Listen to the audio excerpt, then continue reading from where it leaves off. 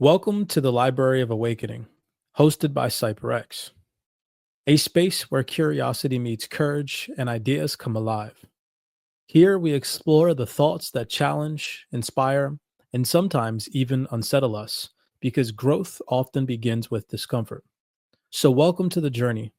May this space inspire you to ask questions, explore the unknown, and most importantly, to awaken. This is the Library of Awakening. Welcome back, Library of Awakening family, to another chapter inside the Library of Awakening, the place where ancient wisdom, esoteric knowledge, and inner work come together to help us remember who we truly are.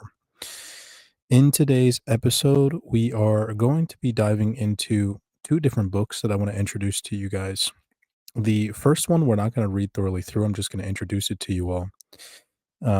But the second one here, the simple explanation of work ideas, it's going to dive into one of the most misunderstood yet transformative teachings ever written.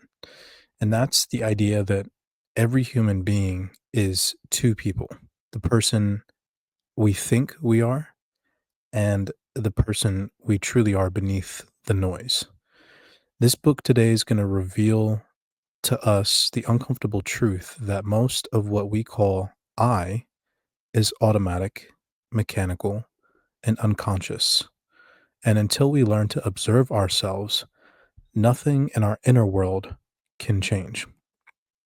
These pages are going to challenge us to look directly at the inner life we rarely take a look at, the thoughts, the reactions, the moods, and impulses that run us without our awareness.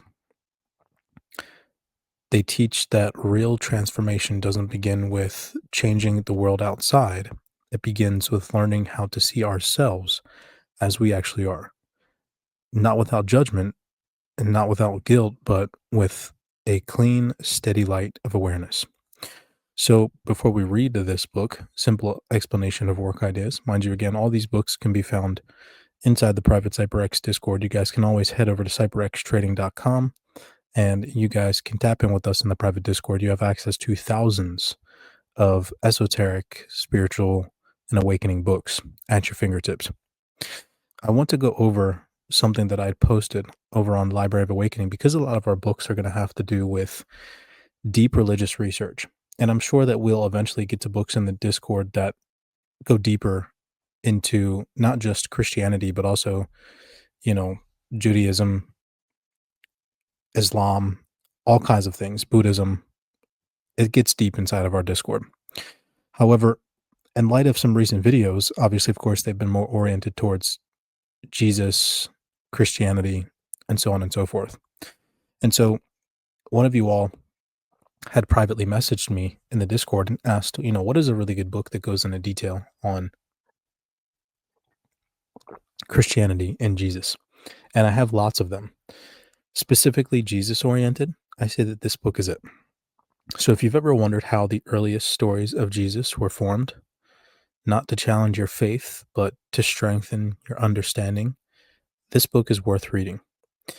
It doesn't attack Christianity, it simply opens the door to the history, the debates, and the discoveries that shape the tradition that we live and have today.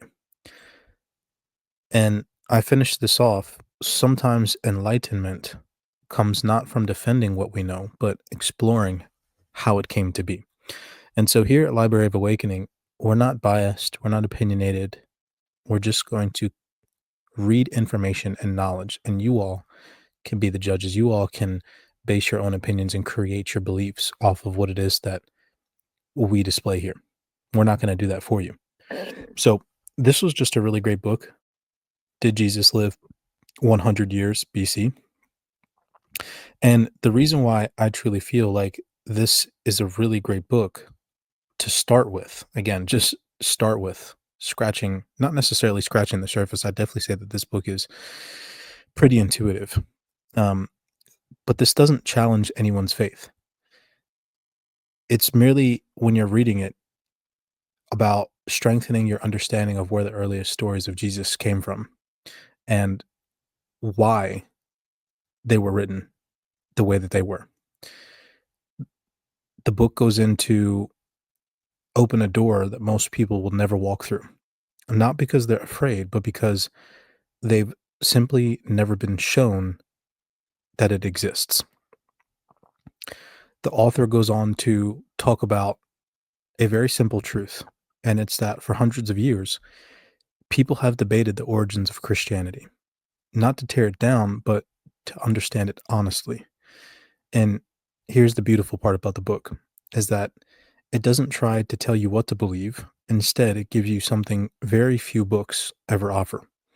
And that's a chance to see how the earliest Christian stories were formed, how scholars compare sources, and how the gospel narratives we know today evolved over time.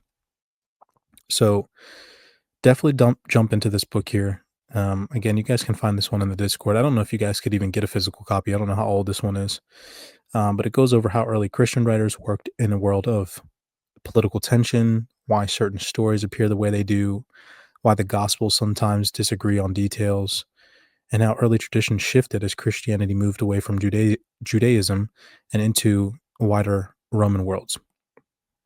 Um, so definitely take your time. If you're into this type of research, this is one to add to your arsenal. So many more, but definitely one to add to your list.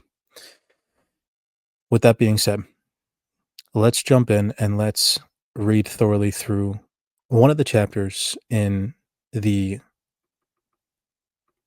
simple explanation of work ideas. Camille in the Discord had mentioned that chapter 11 is one of the best ones. So I think that what I'll do to round that up to the number 3 is I will read number 1 and then I will read number 11. And then I will leave it up to you all to take it upon yourselves to dig deeper into the remaining aspects of this book for your own enlightenment. All right. So if you all enjoy this read, go ahead, do me a favor, smash that thumbs up button and subscribe. We do appreciate the love and the support. And again, if anybody wants access to our entire catalog of books in the CyberX Discord, there's literally thousands of books that you all could enlighten yourself on. Ancient, esoteric, spiritual, awakening books, ancient religions, history, ancient artifacts. I mean, it's crazy. Science, quantum, technology, it's all here. You know, if you're into the occult, if you're into Freemasonry, if you're into, secret doctrines, central banks. I mean, the list goes on, right? The list goes on. So much good, valuable information inside the private CyberX Discord over here for you guys to take your time and soak up, especially as we head into the new year, new direction, new focus, new information, and it's all readily available. So let's jump in. And like I mentioned, let's take some time and let's go through and read chapter 1. Everyone is two people: the person we suppose ourselves to be and what we really are. Only self-observation shows us this. We cannot understand that we are two people unless we begin to understand what it means to observe ourselves. We see a world outside. That is what our senses give us. But the senses are turned outwards from oneself and cannot see what one is. But we have an organ inside ourselves which can observe this thing called oneself. By means of it, we can see our thoughts, feelings, and moods. This is the beginning of becoming another person. Our life depends on this one thing called oneself. If we wish to have a different life, we first of all have to realize what kind of life we have now. All forms of suffering are due to this oneself. As long as we remain this oneself, our life cannot alter. It will always extract the same misfortunes, disappointments, and so on. So the work begins with seeing what one is like, what kind of person one is. For example, if we treat people without consideration for their feelings and do not know it, we shall always be suffering from their wish to keep away from us. But not seeing what we are like, we blame others. Unless we see that we are behaving like this, we cannot change. Other people realize what we are like. As we are, we do not, until we begin to observe ourselves. Through not seeing what we are like, we believe we are not properly treated. If we observe what we are thinking and feeling, what we are saying, how we are acting, after a time a new memory begins, a memory about ourselves. From then on, we begin to realize we are not what we suppose ourselves to be. We will begin to behave differently, not to blame other people, not to feel owed something. We will begin to realize we are two people and always have been. What we have supposed ourselves to be is imaginary. When we see the contradictions between our ordinary selves and what we really are, we begin to change. Because we are being parted from the illusion of ourselves, we begin to realize that we have rested on an entirely false basis. When we observe what we are really like, we make ourselves open to receive help. Help that can really change us. Help cannot reach us while we are self-satisfied. This work says that help exists for those who begin to realize in every daily act, in everything said and felt, that they are not really what they suppose themselves to be. When we begin to observe ourselves sincerely, our whole fate begins to change. Oof, that one hits right there. When we begin to observe ourselves sincerely, our whole fate begins to change. But this means noticing over a long period the way we talk, the way we think, the criticisms we make, the resentment of what is said to us, the way we react to others, the opinions from which we argue, the way we are flattered, how we judge others, our vanity, cruelty, moods, and emotions. Geez, that one paragraph alone, imagine if the world started to do this. Unless we detach ourselves from these things, we remain mechanical. That literally right there explains the zombified mentality of 95% of the population right there in that one sentence. So, really truly think about what was just read as we head into the new year. Replay that 1 minute of knowledge. When we begin to observe ourselves sincerely, our whole fate begins to change. But this means nothing over a long period. The way we talk, the way we think, the criticisms we make, the resentment of what is said to us, the way we react to others, the opinions from which we argue, the way we are flattered, how we judge others, our vanity, cruelty, moods, emotions. Unless we detach ourselves from these things, we remain mechanical. Our psychic life, our inner life, is in darkness until we begin to let in a ray of light, of consciousness of what is going on there. For this to happen, we have to divide ourselves in two, an observing part and an observed part. When observing, I is established in us. It is from this I that everything else follows. It is small and weak to begin with, but it is like a window to let in light. So that was one. One thing that I will take away from that is so many people, including myself, I suffered from this early on in my 20s. I'll admit it. And that's narcissism. So many people are focused on the satisfaction of the self for instant gratification, but nobody wants to fix themselves for the long term. The instant gratification, the quick fix, the dopamine hit for a satisfying meal or snack, or maybe you play the lottery, or maybe you gamble, or whatever it is, right? There's so many different things, right? that could fall into the instant gratification category that we fall victim to. Taking the easy route. Okay. People would rather, and even myself, I'm not excluded from this. There are days when I fall victim to this, and I really have to check and be an outside observer, like this book is saying. So many people would benefit more in life if this narcissistic characteristic trait they continued to upheld, but did it in a sense of taking care of themselves for the long term for the benefit of the all. Imagine a world where narcissism turned into something positive because it was not for the benefit of the immediate instant gratification, and instead the benefit of the self in the future. And that version of yourself in the future, a more productive, a more enlightened, a more physically inclined human being, or whatever aspect in your life you wanted to propel in, eventually can do what? Can benefit all of humanity. So hopefully what I'm saying makes sense.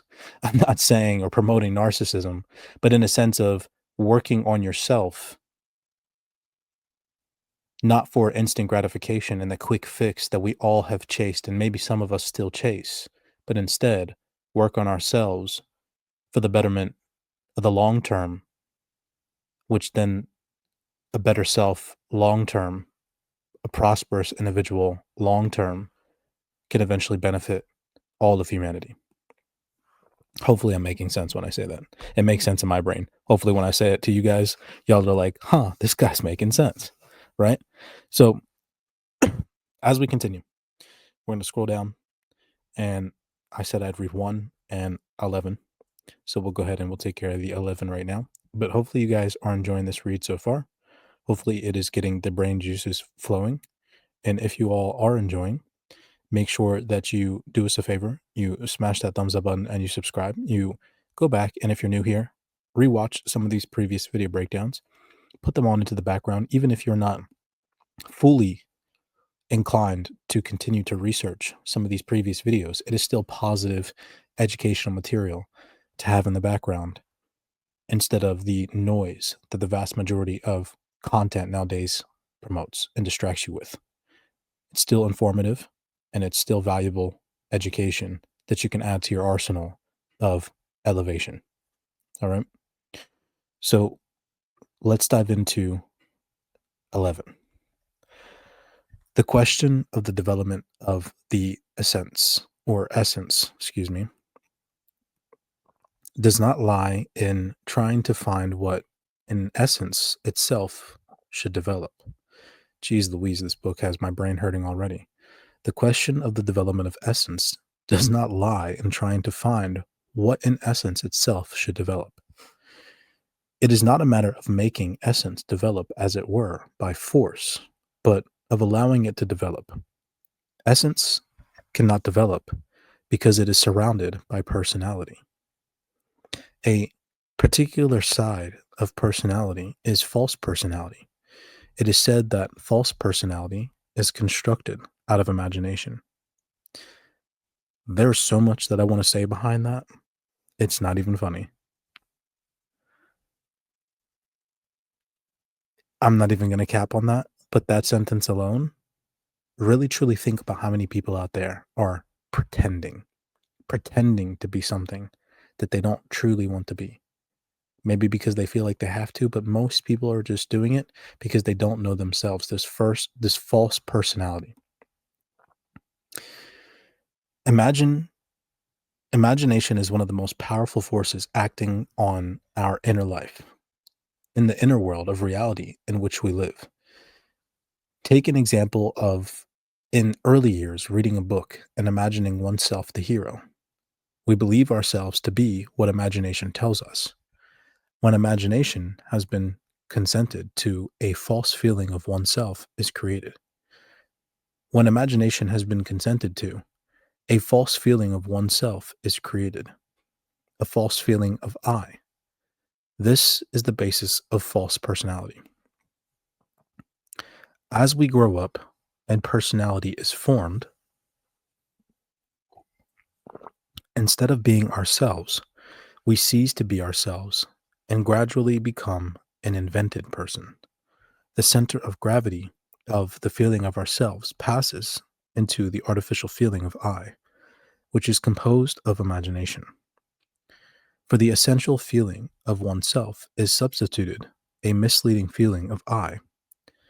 It is this invented side, this imaginary I or false personality, that prevents essence from growing later on in life.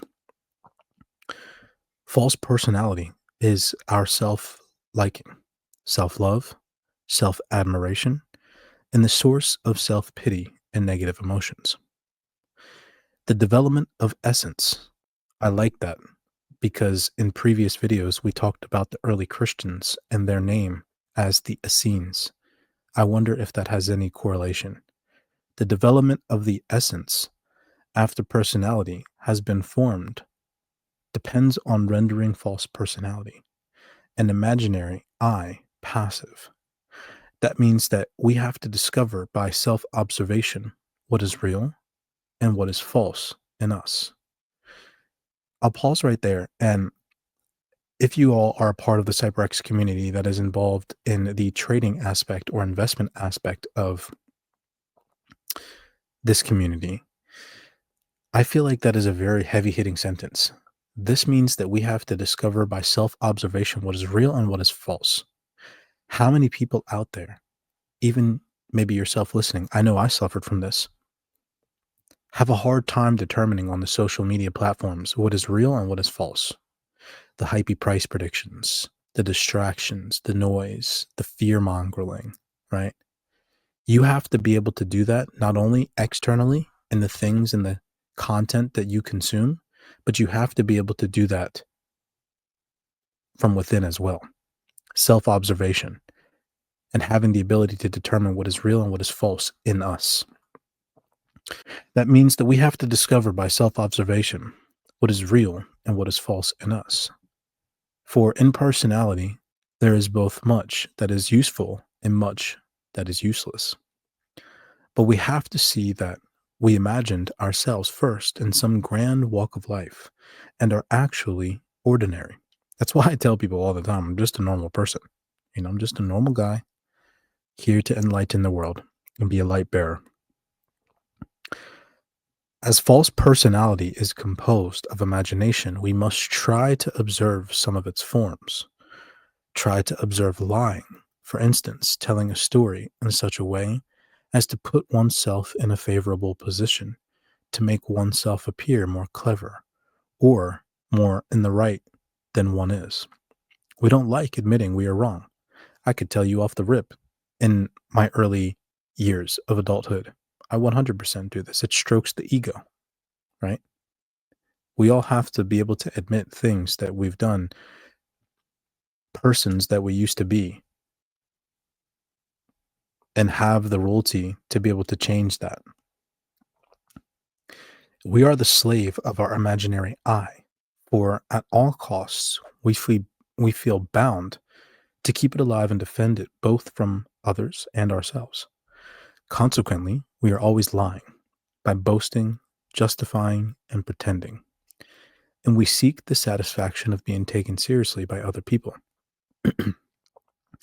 by asking for praise and encouragement. If we fail in this, we feel depressed and hurt or hated by people or hate people. The false personality in people injures relationships. They cannot be real, for it is pretense of the imagination. If the essence of one person is attracted by another's essence, something real is possible. If personality does not ruin the situation, a child from being real in its early years is then from the necessity of having to meet outer life, forced to imitate other people. It begins to be something not itself and to believe in it.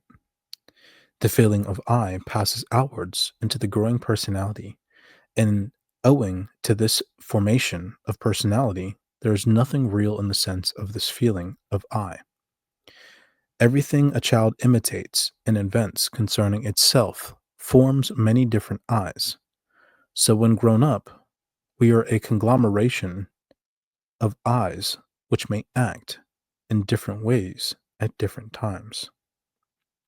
But imaginary I or false personality acts in such a way as to make us believe that we are one and the same person at all times. We are sure that we have a single unchanging and permanent I.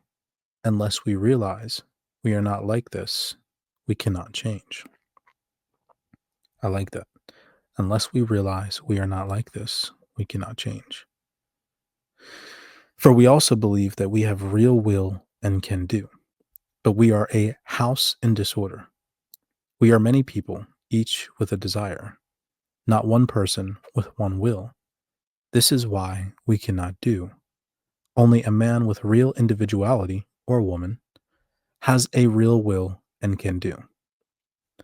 When we begin to observe ourselves with the aim of seeing different personalities, the power of imaginary I begins to be weakened. We see we are different from what we imagined ourselves to be. When we really see the different I's speaking, an illusion about ourselves begins to be destroyed, and we pass a little nearer to the state in which real I can come nearer. As long as as long as false personalities is in the power of essence, will be as long as false personalities is in power of essence will be incapable of growth. But once we begin to realize our situation, essence is no longer held in check. Our inner situation begins to alter, and as personality becomes passive, so does essence develop and become active. So that is the end of 11. I'm hoping that you guys really truly enjoyed today's video breakdown. These pages challenged us to look directly at the inner life that we rarely see, the thoughts, the reactions, moods, and impulses that run us without our awareness.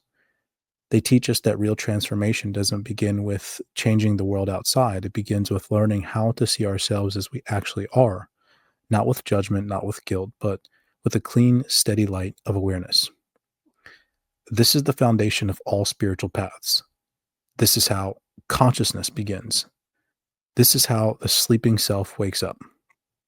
So I hope that after reading today's chapter to you, you are now able to open yourself to the possibility that who you think you are is only a small fragment of your true being. I hope that you guys return to the Library of Awakening in the next episode. We'll have some good information to jump into, as always. Many blessings to you guys. Don't forget that if you all want access to hundreds, not even exaggerating, thousands of books that are hard to come by, that nobody's going to tell you about or that you're ever going to hear about or even most likely come across, they're all inside the CyberX private community at your fingertips. Your future self will thank you. Hope to see you guys on the inside. Many blessings to you all. Be cognizant, be aware out there, and I'll see you all in the next episode. I know some of the perspectives that I share may be as challenging for you as they once were for me. But isn't that the beauty of exploration? Every perspective, no matter how unconventional, has something valuable to contribute to it if it's shared. Knowledge is not absolute. It's a living, breathing phenomena, shaped and reshaped over time. The important thing is not always be right, but to always be curious. Explore freely, share boldly, and learn deeply. And don't rely solely on others to validate your discoveries. Stand firm in integrity, even in the face of criticism. Remember that growth always means embracing the humility to admit when we're wrong. Learning from our errors is not a setback, it's the very essence of our progress. So, welcome to the journey. May this space inspire you to ask questions, explore the unknown, and most importantly, to awaken. This is the Library of Awakening,